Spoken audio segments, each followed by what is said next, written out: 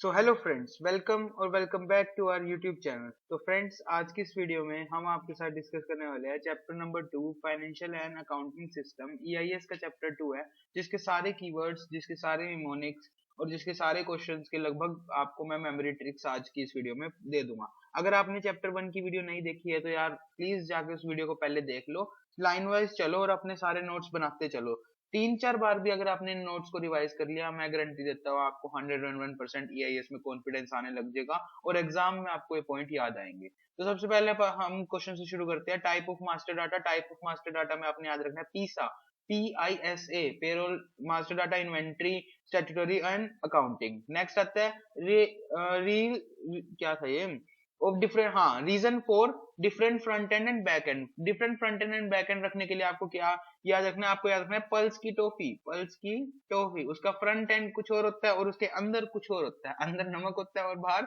मीठा मीठा, ठीक है। तो पी से आपने याद रखना है प्रेजेंटेशन, यू से यूजर एक्सपीरियंस, एल से लैंग्वेज, एस से स्पीड, ई से डोमेन एक्सपर्टीज, डोमेन एक्सपर्टीज, ठीक है। नेक्स्ट हमारे पास आता है सॉफ्टवेयर लेयर। वैसे ये बहुत छोटा क्वेश्चन था तो मैंने फिर भी, अगर आपको सिंपली याद आता तो बहुत बढ़िया। एओडी, एओडी में क्या आता है? Application layer, operating system layer और डाटाबेस लेयर, ठीक है। नेक्स्ट आता है डिफरेंस क्या है इंस्टॉल्ड और एप्लीकेशन बेस्ड में। ये क्वेश्चन मेरे एग्जाम में आया था, तो आप देख लो एक बार। इसके अंदर सबसे पहले आप क्या करोगे? इंस्टॉल्ड और एप्लीकेशन बेस्ड में अगर आपको डिफरेंस देखना है तो सबसे पहले आप उसको इंस्टॉल करके देखो। उसके बाद आप जब मोबाइल एप्लीकेशन को इंस्टॉल कर लोगे फिर आप उसे आसानी से एक्सेस कर सकते हो। अब एक्सेस करने के बाद आप क्या करोगे? अपना डाटा स्टोर करना शुरू कर दोगे। भाई आपने डाटा स्टोर किया है तो आपको डाटा सिक्योरिटी की चिंता तो होगी ही होगी। डाटा सिक्योरिटी चेक करने के बाद आप देखोगे परफॉर्मेंस कैसी दे रहा है और क्या फ्लेक्सिबल है या नहीं है, ठीक है। नेक्स्ट हमारे पास आता है बेनिफिट्स ऑफ ईआरपी सिस्टम। इसको भी याद करने का एक सिंपल सा तरीका है। ईआरपी मैंने लगाया, उसके बाद मैं देख रहा हूँ मेरे 3 टाइम रिसोर्स यूटिलाइजेशन अच्छा हो गया। रिसोर्स यूटिलाइजेशन अच्छा हो गया तो मैं सारी इंफॉर्मेशन अच्छे से इंटीग्रेट कर पा रहा हूँ। इंफॉर्मेशन अच्छे से इंटीग्रेट होगी तो इंफॉर्मेशन एक्यूरेट होगी और बेटर डिसीजन मेकिंग में कर पाऊंगा। जब बेटर डिसीजन मेकिंग होगी तो कंज्यूमर को भी फायदा और सप्लायर को भी फायदा। कंज्यूमर को फायदा कैसे? बेटर कस्टमर सेटिस्फेक्शन और इम्प्रूव्ड सप्लायर परफॉर्मेंस, ठीक है। जो ये 3 टाइम है इसने आपने याद रखना है reduction of lead time, on time shipment and reduction in cycle time, ठीक है। उसके बाद इम्प्रूव्ड रिसोर्स एसोसिएशन, फिर उसके बाद information integration, information accuracy and better decision making, better customer satisfaction, improved supplier performance, ठीक है। तो आपको इसके अंदर इतना याद रखना है। एक बार हम दोबारा डिस्कस कर लेते हैं कि हमने इसके अंदर क्या क्या पढ़ा। सबसे पहले हमने पढ़ा टाइप ऑफ मास्टर डाटा पीसा। पीसा के अंदर आएगा payroll, inventory, statutory, accounting, reason for different front end and back end, pulse की टॉपी। पी से presentation, user experience, language, speed, domain expertise, AOD application और ऑपरेशनल और ऑपरेटिंग सिस्टम एंड डाटाबेस, ठीक है। Different between installed and application base. पहले आप install करो मोबाइल एप्लीकेशन को, फिर आप उसको एक्सेस कर पाओगे। एक्सेस करने के बाद अब आप डाटा स्टोर करोगे, फिर डाटा की सिक्योरिटी के बारे में चिंता होगी। फिर डाटा सिक्योरिटी भी अगर सही है तो आप परफॉर्मेंस और फ्लेक्सिबिलिटी देखोगे। ईआरपी सिस्टम की क्या बेनिफिट है? भाई मैंने 3 बार ईआरपी सिस्टम लगा के देखा तो मेरी रिसोर्स यूटिलाइजेशन बहुत अच्छी होगी। इंफॉर्मेशन मैं अच्छे से इंटीग्रेट कर पा रहा हूँ। अगर इंफॉर्मेशन अच्छे से इंटीग्रेट हो रही है तो इंफॉर्मेशन एक्यूरेसी आएगी, प्लस बेटर डिसीजन मेकिंग में कर पाऊंगा। डिसीजन मेकिंग अगर बेटर होगी तो कस्टमर को भी फायदा और सप्लायर को भी फायदा, ठीक है जी। तो नेक्स्ट हम चलते हैं अगले उस पे। अगले में हमारे पास यहाँ पे आ रहा है कि ईआरपी में रिस्क कौन कौन से हैं। ईआरपी में रिस्क कौन कौन से है तो इसका मैं यहाँ पे लिख देता हूँ। इसका मैंने बनाया था ओपी पीपीटी। मतलब मुझे ना एक पीपीटी बनाने को मिली कि बताओ ईआरपी में कौन कौन से रिस्क है, तो मैंने एक ओपी पीपीटी बना दी। ओ से आएगा अदर इंप्लीमेंटेशन इश्यूज, पी से पीपल इश्यूज, पी से दोबारा प्रोसेस, फिर उसके बाद post implementation technology. Other implementation, people, process, post implementation और टेक्नोलॉजी। नेक्स्ट आता है टाइप ऑफ एक्सेस कौन कौन से हो सकते हैं, तो इसके लिए आपको याद रखना है V CAP, view, create, alter, print.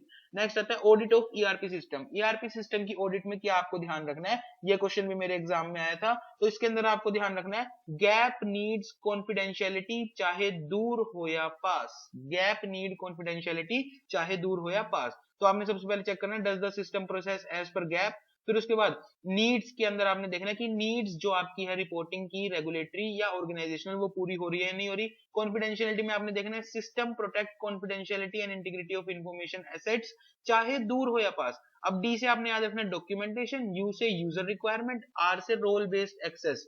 P 3 बार आता है पी इसके अंदर, तो ठीक है। आपने याद रखना है प्रोग्राम एक्सप्लेनेशन क्लोज है या नहीं है। प्रोसेस करता है only authenticate and valid data को। नेक्स्ट आता है परफॉर्मेंस डाटा हमें देता है या नहीं देता। फिर तो बस उसके बाद adequate audit trial, system resources, system administration. देखो ये इतने सारे पॉइंट है, आपके पास आना 6 मार्क्स का क्वेश्चन, अगर आप इनमें से कोई 6 भी याद कर लेते हैं तो मोर देन इनफ होता है उसके लिए। नेक्स्ट आता है फाइनेंशियल अकाउंटिंग मॉड्यूल में क्या है, तो इसमें आपने याद रखना टोस करने पर लेजर की टैक्स कॉन्फ़िगरेशन अपार आई, टोस करने पर लेजर की टैक्स कॉन्फ़िगरेशन अपार आई। टी से हो गया tracking the flow of financial data, O से हो गया creation of organisational structure, ledger ledger general ledger accounting, ठीक है। Tax configuration and creation and maintenance of house of bank. AP से आपको याद रखना अकाउंट पेबल, एआर से आपको याद रखना अकाउंट रिसीवेबल, एए से आपको याद रखना एसेट अकाउंटिंग, और आई से आपको याद रखना integration between sale distribution and material, ठीक है। तो हमने क्या पढ़ा, ईआरपी में रिस्क कौन से हैं, ईआरपी के रिस्क के लिए मुझे एक पीपीटी बनाने को मिली, ओपी पीपीटी मैंने बना दी। Other implementation issue, people issues, post implementation issues, technological, ठीक है। नेक्स्ट आता है टाइप ऑफ एक्सेस कौन सी होती है, वी कैप होती है, व्यू, अल्टर, क्रिएट, और हमारे पास था प्रिंट, ठीक है। नेक्स्ट हमारे पास आता है ईआरपी सिस्टम की ऑडिट के लिए गैप नीड कॉन्फिडेंशियलिटी, चाहे दूर हो या पास, कि हमने सबसे पहले चेक करना गैप फॉलो हो रहा है या नहीं हो रहा, क्या नीड्स पूरी हो रही है रिपोर्टिंग की, चाहे वो रेगुलेटरी हो या ऑर्गेनाइजेशनल हो, confidentiality of information assets is जो प्रोटेक्टेड है या नहीं है, ठीक है। डी से डॉक्यूमेंटेशन आपने याद रखना है, यू से यूजर रिक्वायरमेंट, आर से रोल बेस्ड एक्सेस, पी 3 आता है problem escalation close, process only authenticate and validate transaction, और हमारे पास आता है परफॉर्मेंस डाटा। ए से आता है ऑडिट ट्रायल वाला पॉइंट, एस से आता है system resources, system administrator. Next आता है फाइनेंशियल अकाउंटिंग मॉड्यूल, तो इसमें आपको याद रखना है टोस करने पर लेजर की टैक्स कॉन्फ़िगरेशन अपार आई। टी से आ गया tracking flow of financial data, creation of organisational structure. L से आ गया general ledger accounting, tax configuration and creation of maintenance of in house banks. AP account payable, account receivable, asset accounting, और उसके बाद integrate करना है सबको, integrate between sales distribution material, ठीक है। नेक्स्ट हमारे पास आता है हाँ कंट्रोलिंग में क्या क्या आएगा कंट्रोलिंग मॉड्यूल के अंदर, तो इसके लिए आपको सिंपल एक कीवर्ड याद रखना है, वैसे तो आपने ना कॉस्टिंग में जोन जोन से चैप्टर पढ़े हैं सारे डाल दो इसमें। एलिमेंट सेंटर में एबीसी को लेकर आ, और इंटरनल प्रोडक्ट की प्रॉफिटेबिलिटी को भी सेंटर में ला, ठीक है। तो एलिमेंट से हो गया कॉस्ट एलिमेंट अकाउंटिंग, सेंटर से हो गया कॉस्ट सेंटर अकाउंटिंग, एबीसी से activity based costing, activity based costing, internal से हो गया इंटरनल ऑर्डर, प्रोडक्ट से हो गया प्रोडक्ट कॉस्ट अकाउंटिंग, प्रॉफिटेबिलिटी से हो गया प्रॉफिटेबिलिटी एनालिसिस, और सेंटर में हो गया प्रॉफिट सेंटर अकाउंटिंग, ठीक है। नेक्स्ट आता है प्रोसेस क्या है क्वालिटी मैनेजमेंट मॉड्यूल की, तो आईपीसीए इसके लिए आपको याद रखना है क्वालिटी इंप्रूवमेंट होएगी, आई से इंप्रूवमेंट, पी से प्लानिंग, सी से कंट्रोल, ए से एश्योरेंस। नेक्स्ट आता है सीआरएम कस्टमर रिलेशनशिप मेंटेनेंस के लिए आप क्या करोगे, इसके लिए आप 3 कोयल का ध्यान रखोगे, क्या याद ध्यान रखोगे, 3 कोयल का, 3 कोयल का, ठीक है। इंप्रूव्ड कस्टमर रिलेशन, कस्टमर के रिलेशन को इंप्रूव करना है, देखो कस्टमर, सी से आ गया कस्टमर रिलेशन, फिर उसके बाद कस्टमर के रिवेन्यू को इंक्रीज करना है, जब रिवेन्यू को इंक्रीज करेंगे तो उसको हम कैसे करेंगे, अप सेलिंग और क्रॉस सेलिंग से, यहाँ पे भी सी आ गया, ठीक है। Improved customer relation, improved customer revenue, up selling and cross selling. I से हमारे पास आता है बेटर इंटरनल कम्युनिकेशन, और ओ से हमारे पास आ जाता है ऑप्टिमाइज मार्केटिंग, ठीक है। तो इसमें एल से आपको कुछ नहीं याद रखना है, तो आपको 3 कोई, आप कोई भी याद रख लो, 3 कोई आपको याद रखनी है, ठीक है। Useful MIS report, MIS report useful कब होगी, जब वो स्टार होगी, एमआईएस रिपोर्ट जब स्टार जैसी होगी तब वो यूजफुल होगी, यानी स्ट्रक्चर्ड होगी, टाइमली होगी, एक्यूरेट होगी, और रेलिवेंट होगी। नेक्स्ट आता है डाटा एनालिटिक्स प्रोसेस, ये क्वेश्चन भी बहुत इंपॉर्टेंट क्वेश्चन की पार्ट में आता है, ठीक है। तो इसमें आपको याद रखना है सीसी, क्यों तू जॉब में एक काम को बार बार कर रहा है, थोड़ा साइंटिफिक नहीं एनालाइज करना, तो सी से आ जाएगा, सबसे पहले आप डाटा कलेक्ट करोगे, फिर उसके बाद आ जाएगा डाटा जो हमने डिफरेंट सोर्सेज से कलेक्ट किया उसको कंपाइल करने की जरूरत है, कंबाइन करने की जरूरत है, क्या उसे आ जाएगा जब हमने डाटा को एक बार कलेक्ट कर लिया तो अब हमें डाटा क्वालिटी प्रॉब्लम्स का ध्यान रखना है, job data profiling and data cleansing job, ठीक है। एक काम को बार बार मतलब आप डुप्लीकेट कर रहे हो तो एलिमिनेट कर दो ना डुप्लीकेट एंट्रीज को, duplicate entries are eliminated. Scientific analyse, तो साइंटिस्ट बिल्ड करते हैं analytical, scientific analyse, analytical model, ठीक है। तो उसके बाद जो भी आपका रिजल्ट आया उसे आप आराम से कम्युनिकेट कर दो। इसके अंदर हमने पढ़ा कंट्रोलिंग मॉड्यूल, एलिमेंट सेंटर में एबीसी को लेकर आ, इंटरनल प्रोडक्ट की प्रॉफिटेबिलिटी को भी सेंटर में लेके आ, cost element, cost center, ABC, internal order, product cost, profitability, profit center. IPCA quality control management का है, प्लानिंग करोगे, उसके बाद इंप्रूवमेंट, प्लानिंग, कंट्रोल, एश्योरेंस, ठीक है। सीआरएम के लिए 3 कोई भी चीजें आपको याद रखनी है, कस्टमर रिलेशन इंप्रूव कर दो, कस्टमर रेवेन्यू इंप्रूव कर दो, कैसे करोगे, अप सेलिंग और क्रॉस सेलिंग से। इंटरनल कम्युनिकेशन अच्छा हो जाएगा तो मार्केटिंग ऑप्टिमाइज हो जाएगी। MIS रिपोर्ट कब यूजफुल होगी, जब वो स्टार जैसी होगी, स्ट्रक्चर्ड होगी, टाइमली होगी, एक्यूरेट होगी, रेलिवेंट होगी। डाटा एनालिटिकल प्रोसेस CC, क्यों तो एक काम को बार बार कर रहा है, थोड़ा साइंटिफिक एनालाइज करना, कलेक्ट करो, कंबाइन करो, ठीक है। क्यू से क्वालिटी, डाटा क्वालिटी प्रॉब्लम्स का ध्यान रखो। Data cleansing and data profiling job, duplicate entries को हटा दो भाई। फिर साइंटिफिकली एनालाइज मतलब साइंटिस्ट डेवलप करते हैं एनालिटिकल प्रोसीजर, जो रिजल्ट आए उसे आप आराम से कम्युनिकेट कर दो।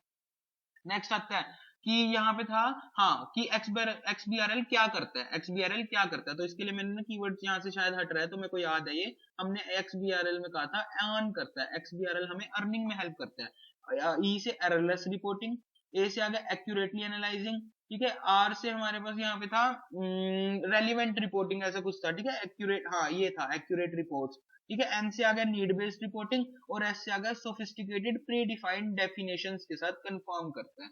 ये एररलेस रिपोर्टिंग, एक्यूरेट एनालाइजिंग, और उसके बाद हो गया हमारे पास accurate report, need based reporting, sophisticated predefined definition के साथ कंफर्म करता है। XBRL कौन यूज करता है?